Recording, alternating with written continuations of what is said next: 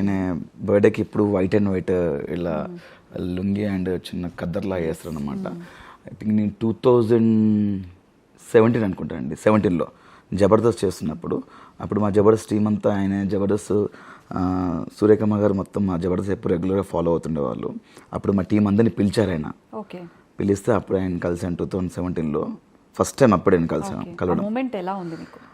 అసలు ఆయన చూస్తే నాకు ఏదో దేవుడిని చూసిన ఫీలింగ్, ఆయన చూసినప్పుడు నాకు గూస్ బంప్స్ వచ్చాయన్నమాట. ఆయన చూస్తుంటే ఆయన సెకండ్ టైం మళ్ళీ ఆయన్ని 150 లొకేషన్లో చూశాను, నానక్రంగడ స్టూడియోలో. దగ్గరికి వెళ్ళి చూశాను, చాలా దగ్గరికి వెళ్ళి చూస్తే, సింహాన్ని దగ్గరికి వెళ్ళి చూస్తే ఎలా అనిపిస్తుంది, ఆ కళ్ళలో చూస్తే తెలియని ఒక పవర్, ఒక నిజంగా ఆయన దగ్గరికి వెళ్ళి చూసినప్పుడు చిన్న తెలియని ఒక గూస్ బంప్స్ ఫీలింగ్ అలా చూస్తుండే అనిపించింది. ఇంకా ఆయన ప్రొఫైల్ లుక్లో ఎంత బాగుంటారంటే అలానే చూస్తుండే అనిపించింది.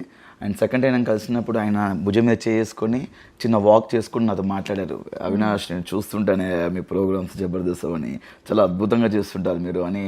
ఎందుకంటే ఆయన ఎందుకు ఇమిటేట్ చేస్తానంటే ఆయన వాయిస్ ఫస్ట్ నేర్చుకున్నా కాబట్టి ఆయనలా మాట్లాడడం స్టార్ట్ చేశాను. అది నా బెస్ట్ మెమొరీ అండి అది నా లైఫ్లో. అయితే నానక్రంగడ స్టూడియోలో, రామారెడ్డి స్టూడియోలో ఆయన మీ భుజం మీద చేసి అలా కొంచెం దూరం నాతో నడుచుకుంటూ మాట్లాడారు. ఆ లైఫ్లో మర్చిపోలేను.